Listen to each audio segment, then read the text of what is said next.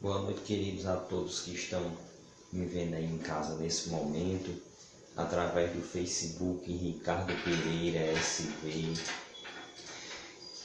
Estou aqui nessa noite para falar um pouco sobre o Evangelho de Jesus, o Evangelho da graça de Deus, que o apóstolo Paulo ele pregou nas suas cartas, lá no livro aos Romanos, aos Coríntios, 1º e 2º aos Coríntios, Tessalonicenses, Colossenses, o livro de Efésios, e também pregou no Atos dos Apóstolos, porque o Atos dos Apóstolos foi o primeiro livro escrito depois da morte de Jesus, depois da sua crucificação e da sua ressurreição, aonde ele morreu e ressuscitou ao terceiro dia e subiu aos céus e está sentado à direita de Deus Pai Todo-Poderoso, diante de Deus. Eu quero mandar um alô especial para a nossa amiga Gildene Silva, lá no sítio Cajueiro, lá na Serra do Cajueiro. Que Deus abençoe ela e toda a sua família que nos acompanha nesse momento pelo Facebook. Também quero mandar um alô especial para você que está nos vendo também pelo Facebook aí, nesse momento aqui, nessa noite de domingo, hoje, dia 8 do mês. Que Deus abençoe cada vez mais a sua vida. Nós iremos hoje aqui, no finalzinho dessa palavra, fazer uma oração por você que está em casa.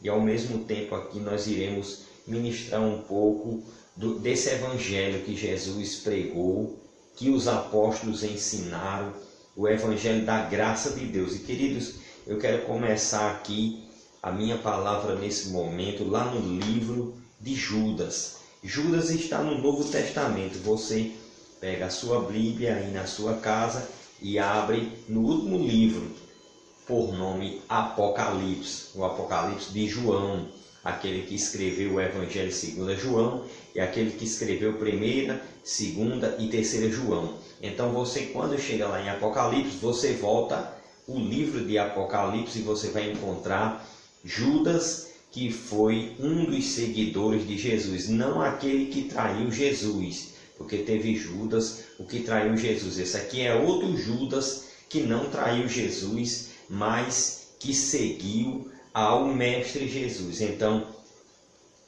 diz assim a palavra de Deus lá no livro de Judas. Quero mandar um alô também para o nosso amigo Emanuel Silva, que está nos acompanhando lá na Serra do Cajueiro também, ele que é esposo da Judene, né? E também para a nossa amiga Dainha, que Deus abençoe a vida dela e toda a sua família. Então, queridos, livro de Judas diz assim a palavra de Deus. Judas capítulo 1.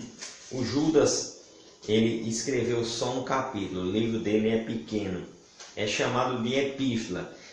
No Novo Testamento, quando você pega o livro de Romanos, o livro de Hebreus, o livro de Efésios, são chamados de epístolas. Epístolas são cartas. Naquela época o nome epístola era cartas. Paulo escreveu uma epístola por nome Romanos, destinada a uma comunidade de pessoas que acreditaram em Jesus, que aceitaram ao Senhor Jesus como Salvador, que crê nessa fé que Jesus é o único Senhor e o único Salvador da humanidade. Então é chamado de epístola. Epístola aos Romanos, epístola aos Efésios, epístola aos Gálatas, Colossenses, Tessalonicenses e por aí se vem. Então, querido, nós estamos aqui na epístola de Judas, que foi um escritor sagrado, no capítulo 1 de Judas, e nós iremos meditar no versículo de número 3,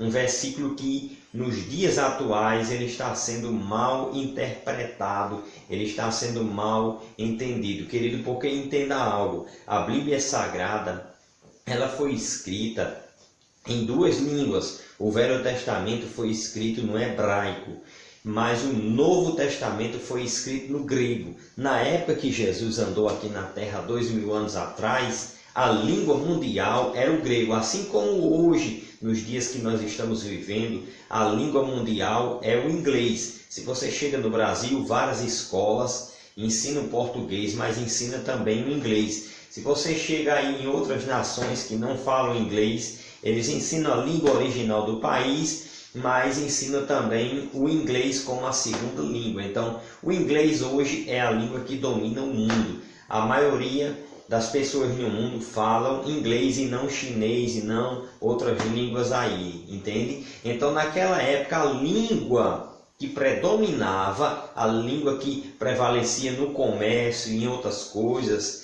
era o grego. Então, o grego daquela época é diferente do grego de hoje em dia. Naquela época, o grego era chamado do koiné. Então, nós iremos ver essa passagem aqui de Judas, capítulo 1, versículo 3, e iremos ver o que é ela também no original. Mas vamos começar do primeiro versículo de Judas até o versículo 3. Diz assim a palavra de Deus.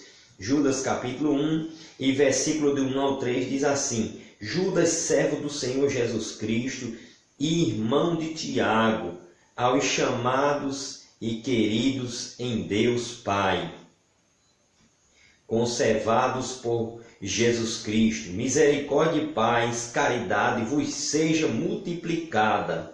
Amados, procurando eu escrever com toda diligência acerca da salvação comum, tive por necessidade de escrever e exortar-vos a batalhar pela fé que uma vez nos foi dada aos santos.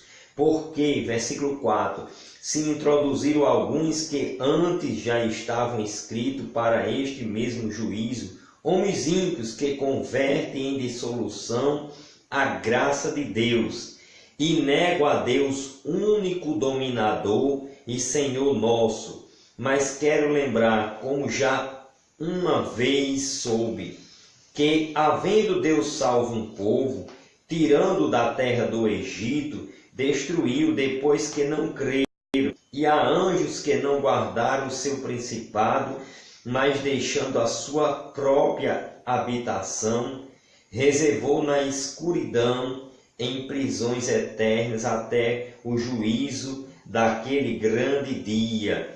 E também, versículo 7, assim como a Sodoma e Gomorra, cidades circunvizinhas, que havendo se corrompido, como aquelas que indo após a sua carne foram postas, por exemplo, sofrendo a pena de fogo eterno. Amém, queridos? Então vamos agora para o versículo de número 4, que diz assim a palavra de Deus: porque se introduziram alguns que antes já estavam escritos para este juízo, homens ímpios, que convertem em dissolução a graça de Deus, e negam a Deus, único dominador e Senhor nosso. Entenda algo nesse momento. Aqui na palavra que eu estou lendo, nessa Bíblia aqui, que é a João Ferreira de Almeida, a Bíblia que eu estou usando aqui é João Ferreira de Almeida, traduzida para português, edição revista e corrigida. Querido, aqui diz que se introduziram homens que já estavam escritos para esse mesmo juízo. Homens ímpios. O que é ímpio? Impiedade é toda forma de pecado, é toda forma de desobediência à palavra de Deus. Isso é ímpio. É aquele que não está seguindo a Jesus. Então, ele é um homem ímpio.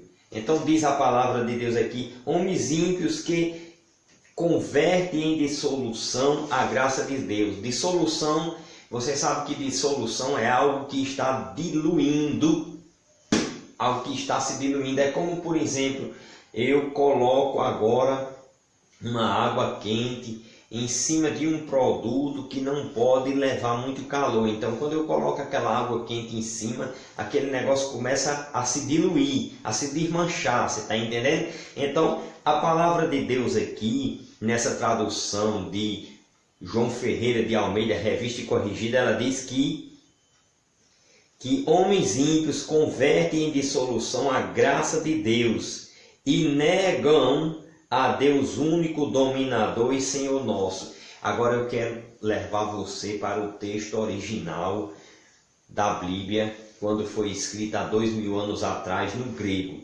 No grego, querido, essa palavra aqui de Judas, capítulo 1 e versículo 4, a palavra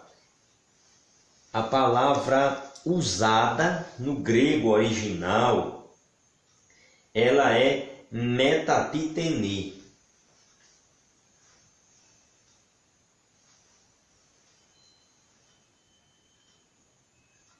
Metatitene. E essa palavra metatitene, a tradução dela para a língua portuguesa, também como para a língua inglesa, não é converter em dissolução a graça de Deus, mas sim trocar a graça, ou retirar a graça, ou transpor a graça. Você está me entendendo? Quando for traduzir para o português, alguém pegou na hora e colocou a palavra dissolução. Estão convertendo a graça de Deus em dissolução.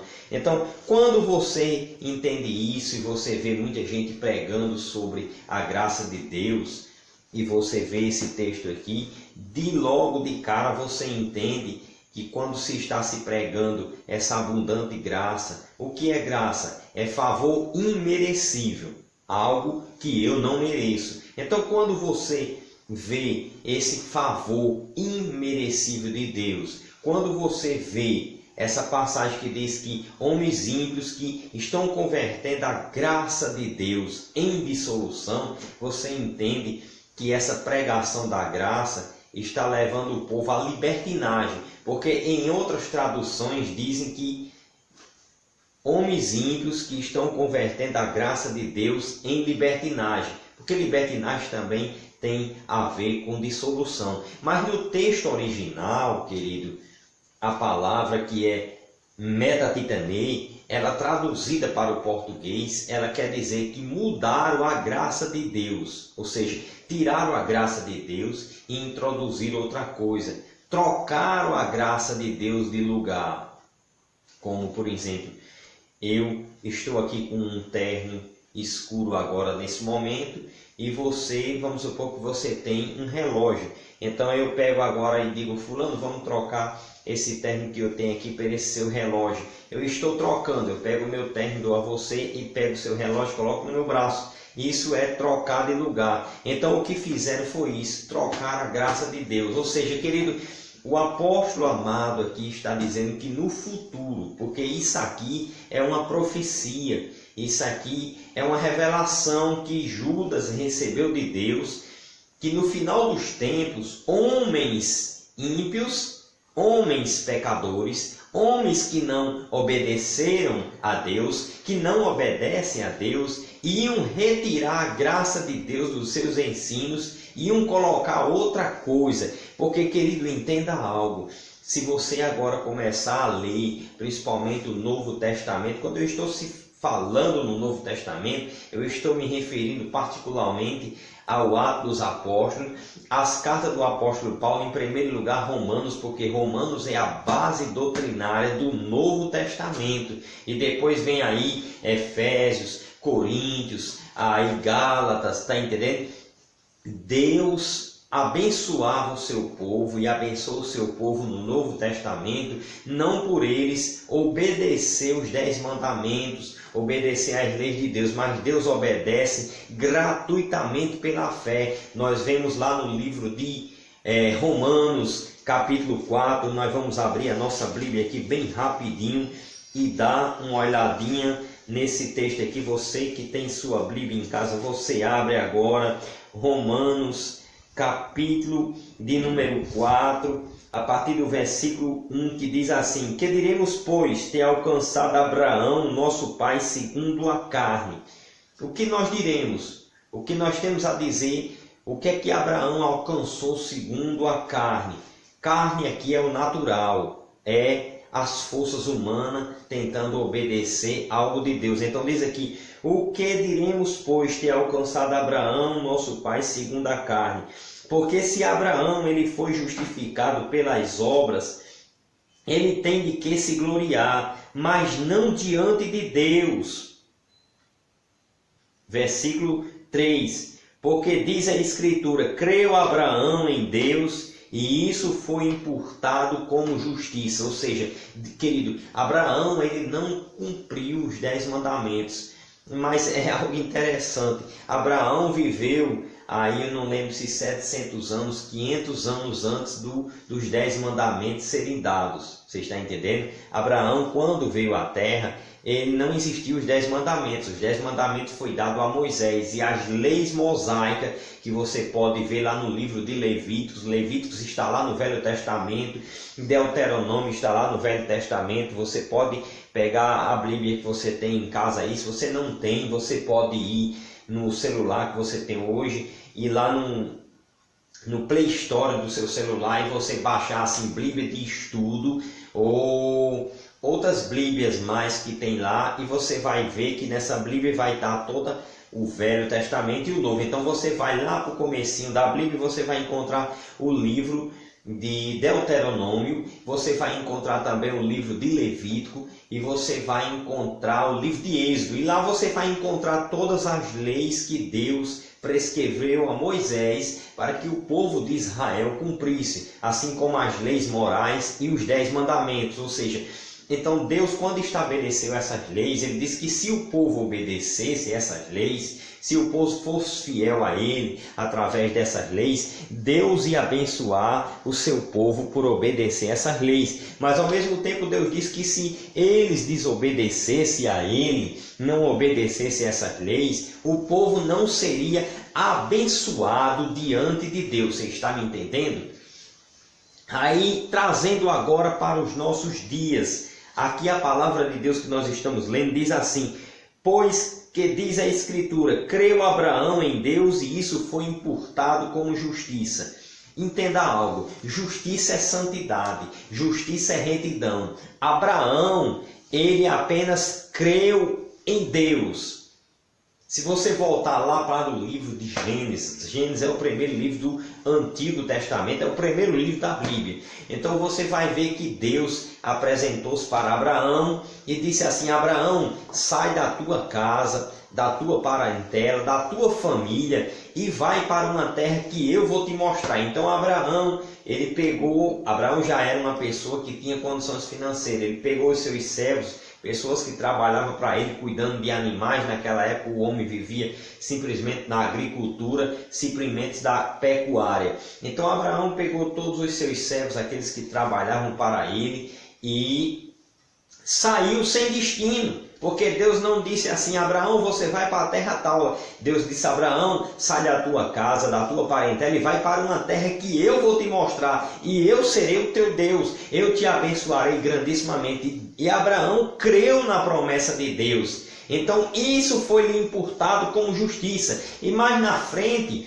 diz lá no livro de Gálatas, já no Novo Testamento, e também diz lá no livro de Gênesis, eu não lembro agora se é o capítulo 15 de Gênesis, que diz assim que Deus, antes de ter pregado o Evangelho através do seu Filho para os apóstolos, ele pregou em primeiro lugar o Evangelho para Abraão. Ele mandou Abraão olhar para os céus e disse: Abraão, conta as estrelas do céu. E Abraão ficou olhando e contando, e é uma coisa que é inumerável, não tem como você contar as estrelas do céu, é um número infinito. Então Deus disse a Abraão: Abraão, assim será a tua descendência, será inumerável como as estrelas do céu e como a areia da praia. E Deus disse a Abraão, assim como você foi justificado pela fé diante de mim, no futuro, aqueles que vão descender de você também serão justificados pela fé, ou seja, serão tidos como justos através da fé. Eles terão a fé que você teve em mim e isso vai ser imputado como justiça, porque Abraão simplesmente creu em Deus E isso foi computado, isso foi aceito como justiça diante de Deus. Ou seja, Abraão creu e Deus olhou para Abraão e viu Abraão um homem justo, mesmo sem ele ter obras justas. Porque se você ler lá no livro de Gênesis a história de Abraão, você vai ver que por 2 vezes Abraão inventou 2 mentiras grandes. Não que eu estou dizendo agora com isso que porque nós cremos em Deus, agora nós podemos pecar à vontade, eu posso beber à vontade, eu posso fumar à vontade, eu posso me prostituir, trair a minha esposa. Não, nada disso. Quem crê em Deus, Deus transforma a vida dele. Agora, Deus vai abençoar ele não pelos seus atos, mas Deus vai abençoar ele pela sua bondade, pela sua graça. Graça, que é favor imerecível. A tradução da palavra graça é favor imerecido. Então, diz aqui a Escritura, pois que a Escritura diz, creu Abraão em Deus, e isso lhe foi imputado como justiça. Ora, aquele que faz qualquer obra, não lhe é imputado galardão segundo a graça, mas segundo a dívida. O que aqui a palavra de Deus está dizendo é o seguinte, meu amado. Aquele que trabalha, aquele que passa uma semana trabalhando, ou que passa um mês trabalhando para um patrão, um ano, quando chega o dia de receber o seu salário, o salário que ele recebe não é segundo a graça, mas é segundo a dívida. Porque ele trabalhou, o patrão não está devendo nenhum favor a ele. O patrão está obrigado a pagar a ele pelo serviço que ele lhe prestou. Mas Abraão não fez nenhum trabalho para Deus. E esse trabalho aqui, Deus está se referindo a obras, a cumprimento das Escrituras. Ser santo. Abraão simplesmente creu. E esse crer de Abraão, Deus aceitou como se ele tivesse feito vários atos de justiça, de santidade, de retidão. Você está me entendendo, querido? É isso. Então, aquele que faz qualquer obra, não lhe é imputado o galardão segundo a graça, mas segundo a dívida.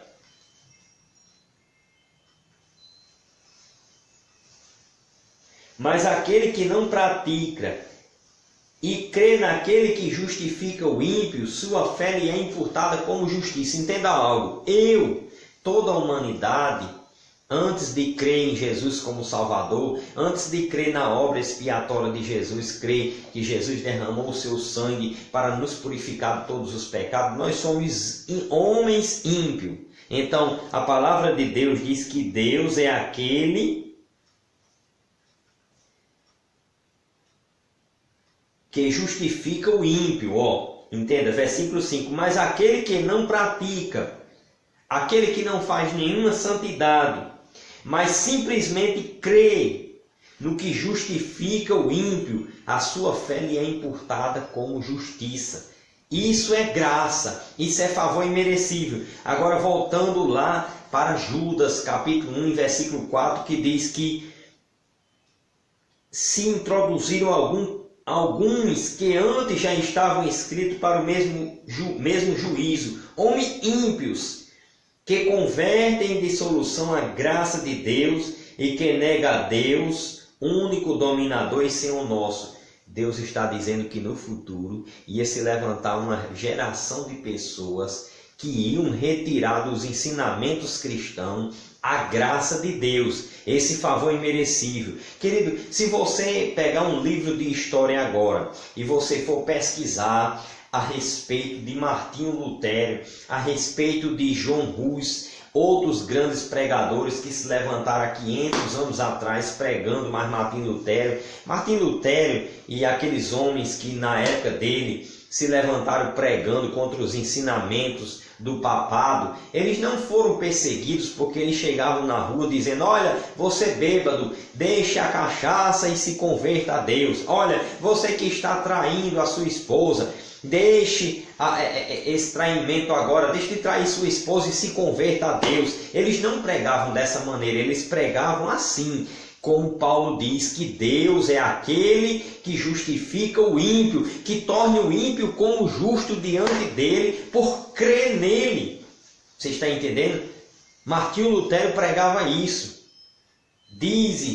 Eu não conheci Martinho Lutero, e o que eu conheço dos seus ensinamentos é muito pouco, mas dizem pessoas que Martinho Lutero dizia que o crer certo produz o viver certo. E isso é uma realidade. Quando você crê da maneira certa em Deus, quando você conhece Deus da maneira certa, esse crer certo produz o viver certo na sua vida. Ou seja, esse crer da maneira certa faz você viver da maneira certa. Eu quero mandar um alô especial para a nossa amiga Ana Paula, que diz: boa noite, meu irmão, que Deus abençoe a sua vida e toda a sua família. Querido, o crer da maneira certa produz o viver certo. Então, aqui o Judas ele diz assim: homens ímpios, se introduziram homens ímpios, alguns que antes já estavam inscritos para esse mesmo juízo. Homens ímpios que convertem em dissolução a graça de Deus e negam a Deus, único dominador e Senhor nosso. Vamos agora entender mais sobre isso. No texto original, como eu já falei aqui, a palavra não é converte a graça de Deus em dissolução, mas é a palavra metatitene, que o significado em português é transpor, tirar. Por exemplo, eu estou aqui de frente de uma mesa. Tirar essa mesa do lugar dela e colocar em outro lugar. E colocar outra coisa aqui no lugar dessa mesa. Isso é o que fizeram com a graça de Deus. Tiraram a graça de Deus dos ensinamentos cristãos e colocaram outra coisa. Se você for para os livros de história estudar Martinho Lutero, você vê que Martinho Lutero ele falava muito sobre a graça de Deus.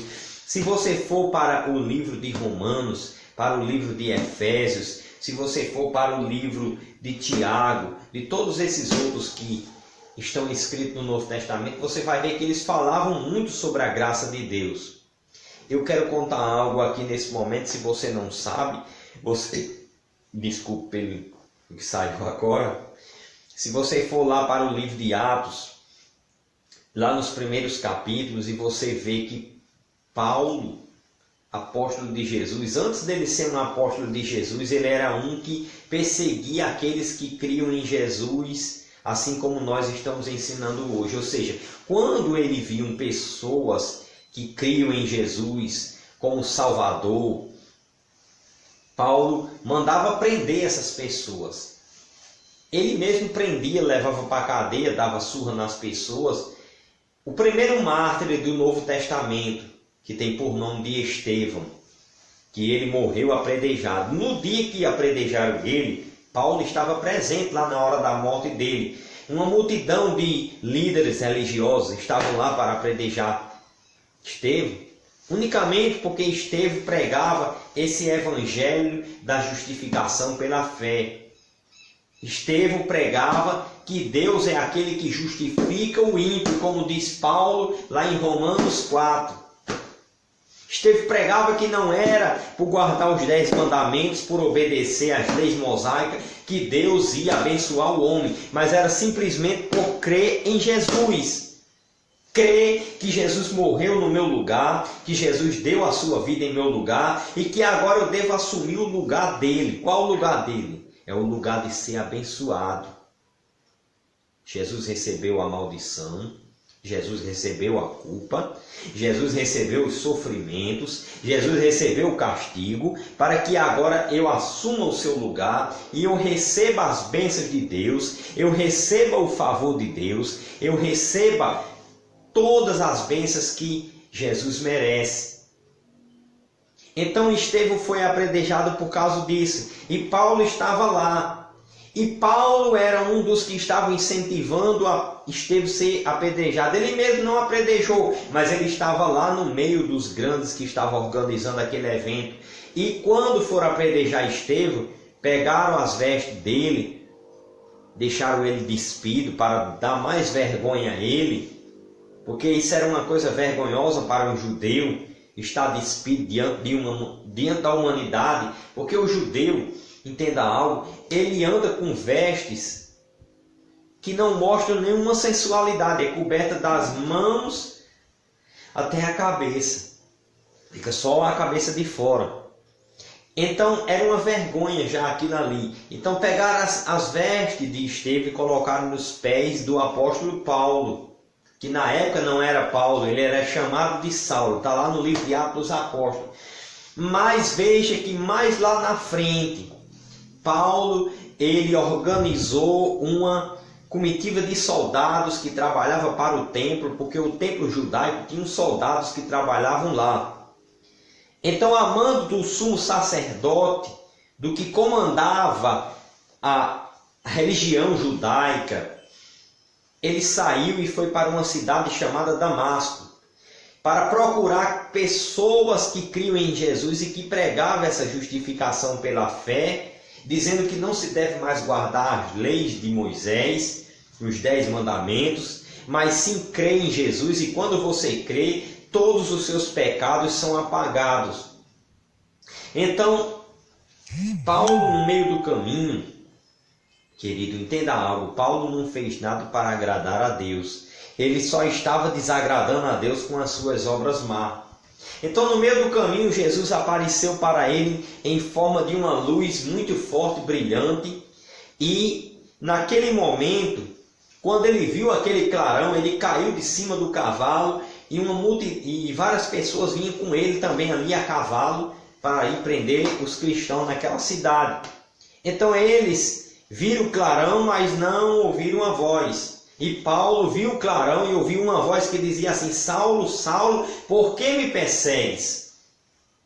E ele disse: quem és, Senhor? Paulo, ele nunca perseguiu Jesus, ele perseguiu os seguidores de Jesus. Mas Jesus ele deixa escrito nas Sagradas Escrituras que quando alguém persegue aquele que prega o evangelho dele, está perseguindo o próprio ele. Então, naquele momento, Paulo falou assim: quem és, Senhor?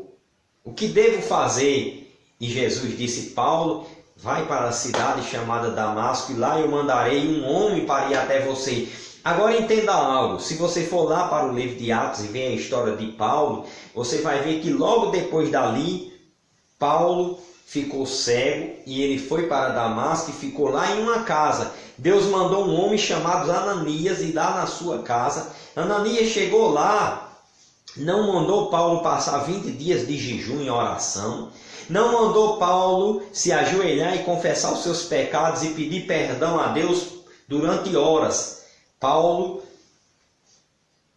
lá, o homem de Deus chegou lá e impôs as mãos sobre eles e disse: Paulo, eu estou aqui para que recobres a vista e que seja cheio do Espírito Santo. Na mesma hora, algo que como umas escamas que estavam sobre os olhos de Paulo caíram. E ele passou a enxergar normalmente. E na mesma hora ele foi cheio com o Espírito Santo de Deus. Espírito Santo esse que Paulo fala lá no livro de Gálatas, no capítulo 5, que ele diz assim, que o Espírito Santo ele gera frutos dentro de nós. E ele diz que um desses frutos é o amor, é a paz, é a longanimidade, é o domínio próprio. É a mansidão, é a benignidade, a bondade, a fé. A fé é um fruto do Espírito Santo de Deus. Então, na mesma hora, Paulo recebeu esse Espírito, na mesma hora, Paulo recebeu a paz, porque a paz é um fruto do Espírito. Na mesma hora, Paulo recebeu o domínio próprio. O que é o domínio próprio? É o homem dominar a sua carne e não ir se prostituir, não ir beber, não ir se embriagar, encher a cara, não ir roubar, não ir matar, não ir enganar os outros, você está entendendo? Ele recebeu a mansidão. Paulo era um homem extremamente bravo, que prendia cristãos que criam em Jesus, que batia neles, que dava surra, que levava para a cadeia, você está entendendo? Na mesma hora Paulo recebeu esse dom, esse presente de Deus, que é o fruto do Espírito que eu e você precisamos ter na nossa vida. Deus nos fez para ser frutíferos. Deus não está esperando de nós obras. Tem muitas pessoas por aí dizendo que está fazendo obras para Deus. Eles dizem, nós estamos fazendo a obra de Deus. Você não vê nas Escrituras, no Novo Testamento. Você vê no Velho Testamento essas coisas, mas no Novo você não vê Jesus dizendo que quer que nós façamos obras. Está lá no livro de, se não me falha a memória, nos Evangelhos lá em Lucas ou é Mateus, chegou um grupo de pessoas para Jesus ou é em João e disseram assim: Senhor, qual é a obra de Deus para que nós a façamos? Jesus disse bem claro, sem arrudeio: a obra de Deus é essa, que creais naquele que o Pai enviou, a saber, Jesus Cristo, o Filho de Deus. Eles chegaram e disseram: Senhor, nos diz, nos ensina qual é a obra de Deus para que nós a façamos aqui na terra. Jesus disse: a obra de Deus é essa, que creais naquele que o Pai enviou, a saber, Jesus Cristo, o Filho de Deus. A obra de Deus é essa, que creais naquele que o Pai enviou. Pronto. Essa é a obra de Deus, meu amado.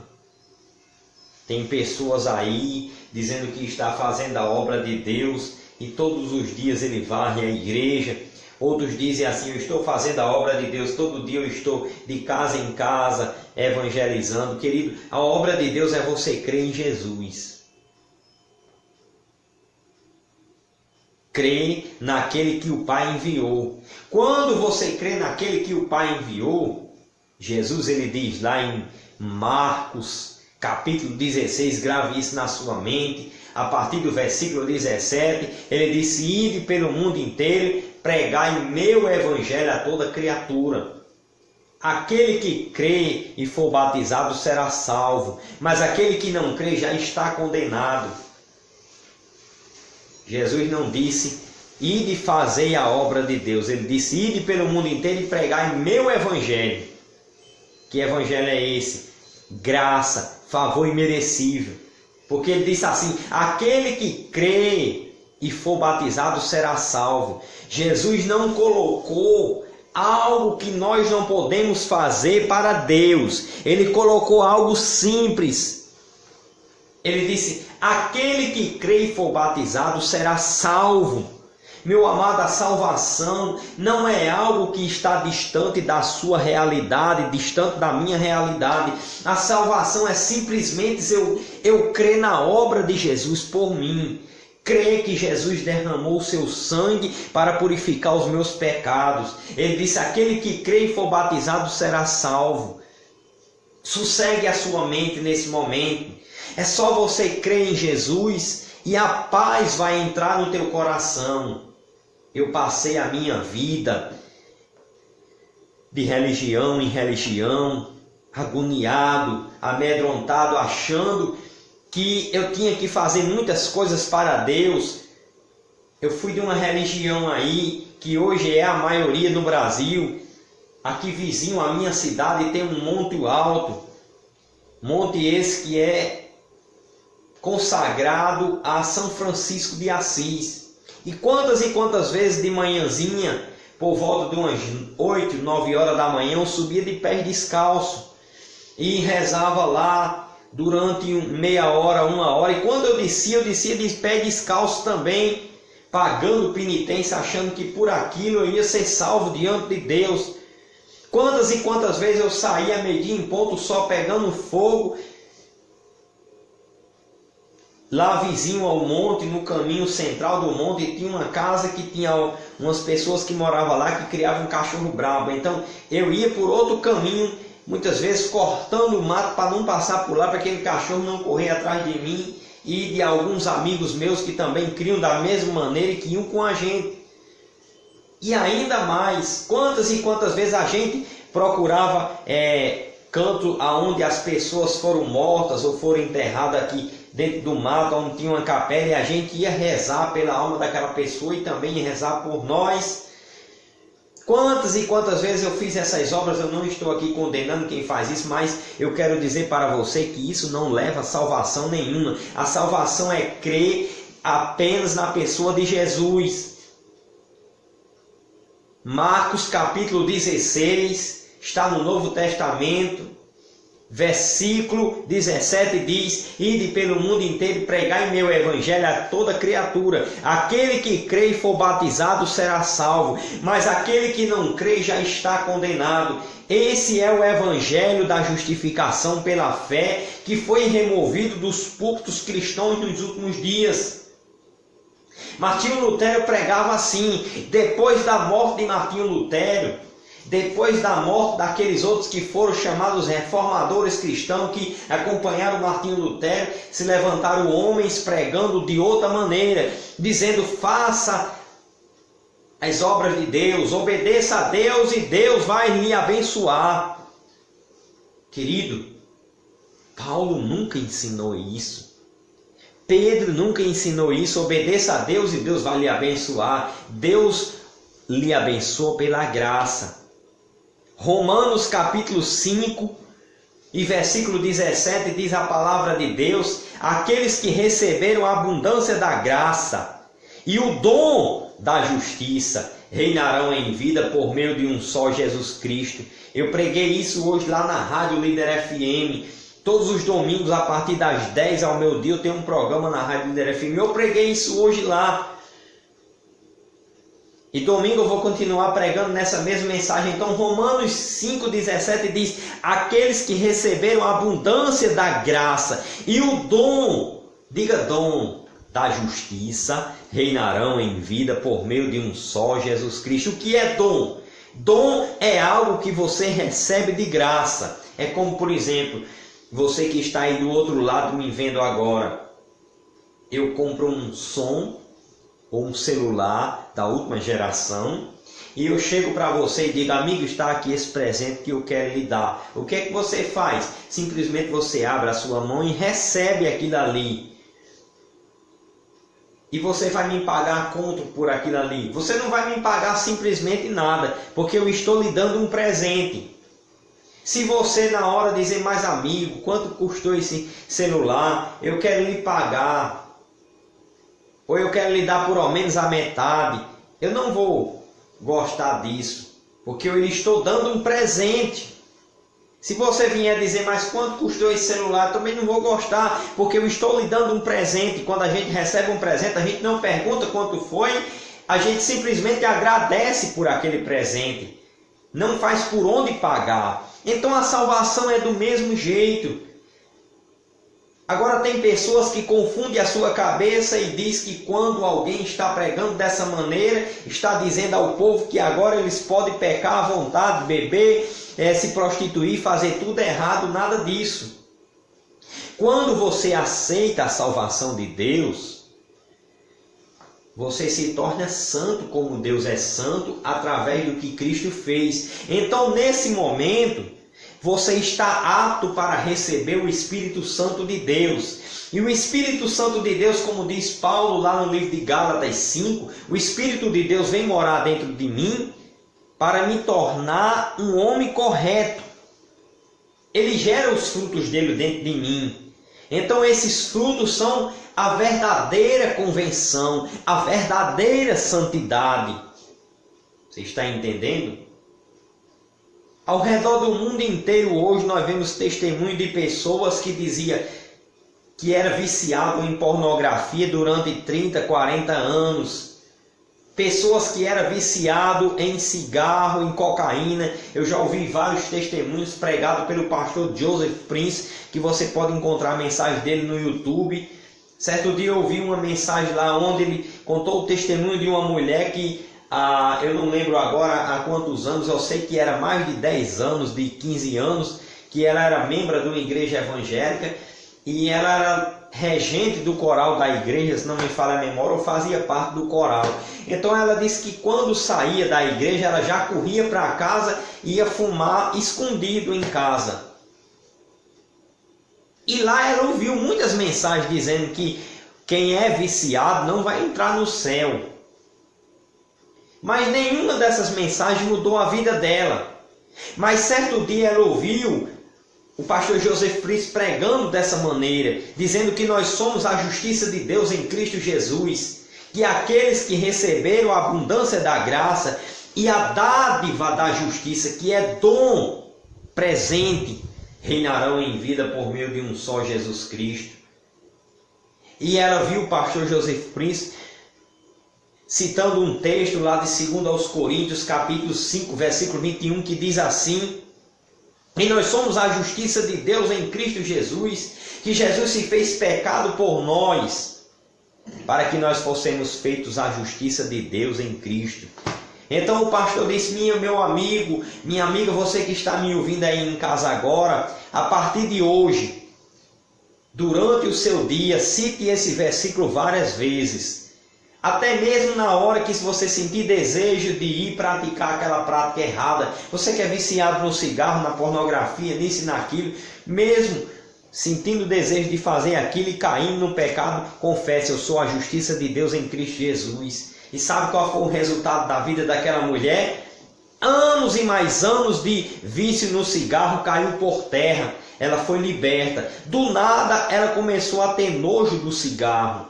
Isso é os frutos do Espírito agindo na vida daquela mulher. Não foi ela que lutou para deixar o cigarro e que disse: eu não vou fumar mais, porque muitos que já fizeram até hoje isso, lá na frente acaba caindo de novo no pecado do cigarro e dos outros tipos de vício. Quantas e quantas pessoas, eu sei que você conhece alguém que mora vizinho à sua casa, algum familiar seu que faz 10 anos que não fuma, mas ultimamente ele caiu e está fumando do mesmo jeito, que era viciado no álcool e agora caiu no álcool e está do mesmo jeito, caído, prostrado no vício do álcool. E da prostituição também, porque existem pessoas que são viciadas em sexo, então ela não tem como de maneira nenhuma ela ser fiel a uma única pessoa, porque ela não se satisfaz com uma única pessoa. Isso é o caso que está escrito lá no livro de João, no capítulo 4, aonde Jesus se encontra com uma mulher num poço. E também Maria Madalena é outro exemplo disso, que a Bíblia diz lá nos evangelhos que Jesus expulsou de Maria Madalena 7 espíritos imundos. Maria Madalena era viciada no sexo. Não tinha como ela ser fiel a um homem só, ela viver com um homem só. Ela era o que as pessoas chamam hoje de mulher quente, ou outro nome que dão aí agora que eu não estou lembrado agora nesse momento. Você está me entendendo? Mas no momento que ela se encontrou com Jesus, a sua vida foi transformada. Querido, Pedro andou com Jesus 3 anos, mas no dia que Jesus foi ser preso, Pedro puxou uma espada que ele andava do lado. Quem já viu um discípulo de Jesus andar com uma espada do lado? E ele deu uma espadada na orelha de um soldado que veio prender Jesus. Diz os escritores que ele queria cortar a cabeça do homem, mas ele errou na hora, cortou só a orelha. E Jesus pegou a orelha do homem que estava no chão, colocou no lugar e ela colou. E Jesus disse: guarda a tua espada, Pedro, porque quem com ferro fere será ferido. Querido, mas você acha que Pedro foi condenado por causa disso e não entrou no céu? Mas na frente Jesus se encontrou com Pedro e disse: Pedro, quando tu te converteres, confirma teus irmãos. Porque o próprio Jesus, ele veio para que ele morresse em nosso lugar e pagasse o preço do pecado. E quando ele pagasse o preço, a gente crendo, a gente recebesse o Espírito Santo. O mesmo Pedro, lá no livro de Atos dos Apóstolos, eu já preguei isso durante várias vezes, lá no capítulo de número 10, você que tem uma Bíblia em casa aí agora, abra conosco, capítulo 10 de Atos dos Apóstolos, nós vemos Pedro na casa de um homem chamado Cornélio, um homem religioso. Então Pedro, quando estava lá na casa de Cornélio, ele estava pregando para Cornélio e ele disse assim lá no versículo 42 até o 44. Paulo estava diante de Cornélio e da sua família, irmãos dele, primos, filhos, quem sabe bisnetos também, netos. E Pedro disse assim para Cornélio: ele era um romano, ele era um comandante de uma tropa do exército de Roma. Ele era uma espécie de um general, de um capitão do exército de Roma. Então Cornélio disse a Pedro disse assim para Cornélio. Capítulo 10 de Atos dos Apóstolos, versículo 42 ao 44, diz assim: E Deus nos mandou pregar ao povo e testificar que ele está se referindo a Jesus, que ele, Jesus, é o que por Deus foi constituído juiz de vivos e de mortos. Versículo 43, e a este dão testemunho todos os profetas, e todos os que nele creem, recebe o perdão dos pecados através do seu nome. Pedro disse: Cornélio, todos os profetas do Velho Testamento, eles dão testemunho de que todos que crêem em Jesus, que crê nele, recebe o perdão dos pecados. Pedro estava pregando para Cornélio que Jesus veio para essa terra para morrer pelos pecados da humanidade, para entregar a sua vida por amor da humanidade. Cornélio, naquele momento, quando Pedro disse: Olha, Cornélio, todos os profetas dão testemunho que todos os que crê em Jesus, que nele crê, recebe o perdão dos pecados. O perdão de todos os pecados. A religião, ela tem ensinado durante muitos anos que você tem que ir para diante de um homem, se ajoelhar lá e contar pecado por pecado, e depois eles dizem: reze tanto Pai Nosso, tantas Ave Maria, faça uma penitência, suba um monte muito alto, faça isso, faça aquilo, dê muitas esmolas e Deus vai lhe perdoar. Mas Pedro, na casa de Cornélio, ele não mandou ele dar nenhuma esmola, ele não mandou ele subir nenhum monte para ir orar lá em cima, ele não mandou ele passar nenhuma semana orando, pedindo perdão a Deus. Ele nem sequer disse: Cornélio, confessa os seus pecados a Deus. Eles apenas disse o que estava escrito lá no Velho Testamento, que Deus mandou os profetas dizer e testificar de que todos os que crescem em Jesus recebem o perdão dos pecados automaticamente. E naquele momento, você sabe o que aconteceu? O versículo 44 diz assim: E dizendo Pedro ainda essas palavras, caiu o Espírito Santo sobre todos os que ouviam a palavra. Nós sabemos que existe 3D deuses, que os três são uma pessoa só. É o Pai, o Filho e o Espírito Santo. Quando Cornélio creu em Jesus, todos os seus pecados foram perdoados. E o Espírito Santo veio para dentro de Cornélio. Querido, o padrão de Deus é muito alto. Não é igual ao meu padrão, nem o seu padrão. A santidade de Deus é muito alta. Então, quando nós confessamos Jesus como nosso Salvador, todos os nossos pecados são perdoados automaticamente. Então, nesse momento, o Espírito Santo vem morar dentro do nosso coração. E quando o Espírito Santo vem morar dentro do nosso coração, a nossa vida é mudada, porque o Espírito Santo gera frutos. É por isso que quando você vê lá nos evangelhos, se não me falha a memória é Mateus, quando João Batista começou a pregar, ele disse assim: ó raça de víbora, quem vos ensinou a fugir da ira vindoura? O machado está posto à raiz das árvores. Toda árvore que não produzir bom fruto será arrancada e lançada no fogo. João Batista não estava se referindo a um pé de manga, a um pé de imbu, a um pé de jaca, a um pé de coco, mas João Batista estava se referindo aos homens. Ele estava comparando os seres humanos como árvores. E ele disse: olha, o machado está posto à raiz das árvores. Aquela árvore que não der bom fruto será cortada e lançada no fogo. João Batista estava mostrando, meu amado, para os judeus, porque ele não estava pregando para o americano, para o brasileiro, para o polonês. Hoje o povo prega essa palavra e começa a pregar no meio da rua para as pessoas, dizendo: olha, se vocês não der bom fruto, Deus vai arrancar vocês e jogar no fogo do inferno. Aquele homem, João Batista, estava pregando para o povo judeu.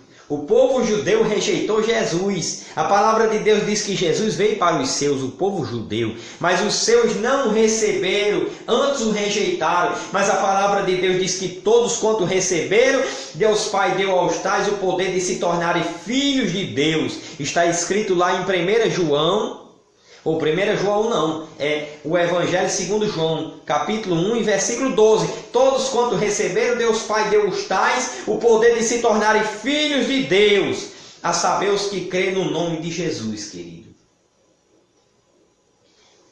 O apóstolo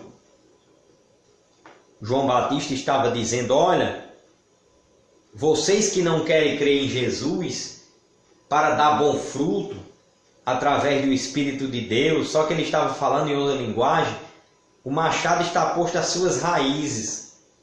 Se vocês não der bom fruto, vocês serão cortados e lançados no fogo, porque os judeus rejeitaram Jesus. João Batista estava se referindo do novo nascimento. João Batista estava se referindo do Espírito que Deus ia dar à humanidade, porque esse Espírito Santo é aquele que produz os frutos necessários na minha e na sua vida. Você está me entendendo, meu querido? Esse é o verdadeiro Evangelho, o Evangelho da graça de Deus. É por isso que lá no livro de Judas, o escritor diz assim que, no versículo 4, porque se introduziram alguns que antes já estavam escritos para o mesmo juízo, homens ímpios, que convertem em dissolução a graça de Deus, que no texto original é removeram a graça de Deus dos seus ensinamentos. Removeram a graça de Deus dos seus ensinamentos. Homens ímpios que removeram a graça de Deus dos seus ensinamentos. Tiraram a graça de Deus dos seus ensinamentos e introduziram outra coisa. Querido, você que me ouve em casa aí agora, eu quero dizer algo para você nessa noite. Eu quero dizer algo para você nesse momento, você que está me ouvindo. A graça de Deus é a única coisa que pode mudar a sua vida. Eu quero aqui encerrar a minha mensagem por hoje. Tenho que atender um telefone agora, minha esposa está ligando para mim. Mas amanhã ou depois da manhã nós vamos falar mais um pouco sobre essa mensagem do verdadeiro Evangelho. O Evangelho que os apóstolos de Jesus pregaram. Quero dar uma boa noite para o nosso amigo Gilberto Gil. Que Deus abençoe ele e toda a sua família. Então, por aqui eu encerro essa mensagem da palavra de Deus. Amanhã ou depois da manhã eu vou estar aqui de volta encerrando essa mensagem. Que Deus abençoe grandissimamente a sua vida. Que as bênçãos do céu sejam sobre a sua casa e sobre a sua família. Amanhã ou depois nós continuaremos nessa mensagem. Vamos marcar para terça-feira à noite. Terça-feira à noite eu estarei aqui de novo, transmitindo essa mensagem de Deus para você que me ouve em casa aí. A continuação dessa mensagem. Então por aqui eu encerro essa mensagem e que Deus te abençoe. Nós vamos dar a segunda parte terça-feira à noite para a glória de Deus. Amém. Fiquem todos com Deus. Obrigado pela audiência. Obrigado por ter nos acompanhado até esse momento e que Deus abençoe a tua vida grandissimamente.